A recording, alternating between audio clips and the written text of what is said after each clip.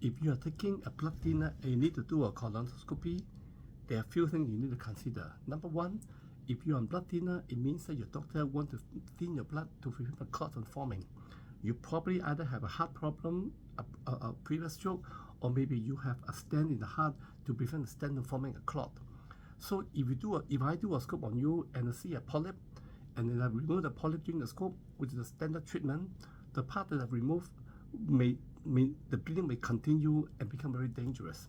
So I told my patient, if you're taking a blood thinner and then do a scope, there are a few things that you need to consider. Number one, if you don't stop the blood thinner, I do a scope for you, I probably will not do any biopsy or any polyp removal because it's dangerous. But then what happens is, if I see a polyp and I don't take out, polyp may become cancer. So I will have to ask you to come back another time, stop the blood thinner, and do the scope. That will be double work, and we don't recommend that. So, but if you stop the blood thinner, your blood becomes normal after a few days. We then do the colonoscope. If we see a polyp, we can then remove it safely, and you restart the blood thinner maybe 2 or 3 days later. But during this period, you will have no blood thinner. Your blood thickness will be back to normal. So it's safe for me to do a scope and remove a polyp if I find one, but you have to take the risk of a small risk that for the reason that you take the blood thinner for. Say for example, if you have a heart attack before, you take clopidogrel to prevent the coronary artery from forming a clot. When they stop it, then you may have a heart attack during this period. Or if you have a stroke before, your doctor give you a clopidogrel to thin the blood to go into the brain so they don't form a clot. If you stop the blood thinner, then your risk of a stroke may be higher. So you have to consider, number one, what's the use of the blood thinner. Number two, what type of blood thinner. Some of them we just need to stop for 2 days. Some of them we need to stop for longer. You also have to consider what happens if you don't take the blood thinner. What is the risk involved to you? Okay, if you have a stroke before and you just recovered, stopping the clopidogrel may increase the risk of a stroke. And as you know, stroke is something catastrophic. You may lose the function of the brain, etc. So you may want to think very hard.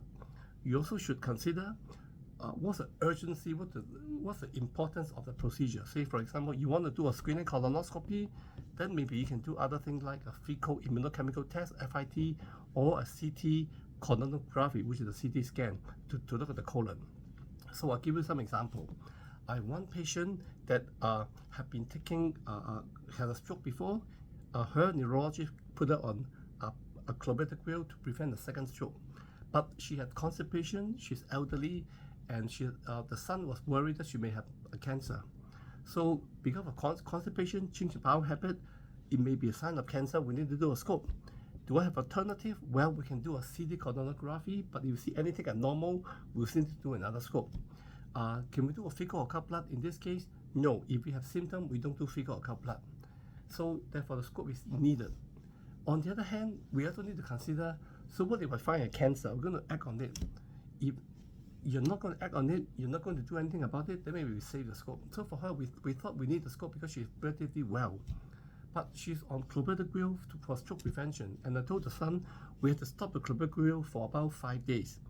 Why 5 days? Because so that by then, the blood will be thinner, will be normal. Then we can do a scope and take out the polyp if needed. But what if the patient say, I don't want to take the risk of a stroke. I have a stroke before, I do not want a stroke again. I want 0 chance of a stroke. If that's the case, we can't stop the clopidogrel. Then there are 2 options. We can don't do the scope at all, or we can do the scope. If it's normal, end of story. Not normal, we do another scope later on. So that's one scenario. And I recently have another patient that he's on clopidogrel. He told the doctor he's on clopidogrel. His doctor did a scope for him and found a polyp. The doctor did the right thing. The doctor did the right thing not to proceed with the scope. Okay, not to proceed with a polypectomy. So, and after the scope, he was told to do another scope and then to stop clopidogrel before that, so they can take out the polyp. And this is not good. Okay, we should tell the patient all the options for them to think about all the options. To me, either do the scope and take out the polyp with the patient stopping clopidogrel, or maybe we think of other alternatives. I wouldn't want to subject my patient to the risk of a scope if we are not going to take out any polyp when we find it. So to sum up, if you're on clopidogrel, you need to do any operation, even as simple as a tooth extraction or a scope, or maybe even major surgery like take out the gallbladder or the colon. You should talk to your doctor that started you on the clopidogrel or other blood thinner.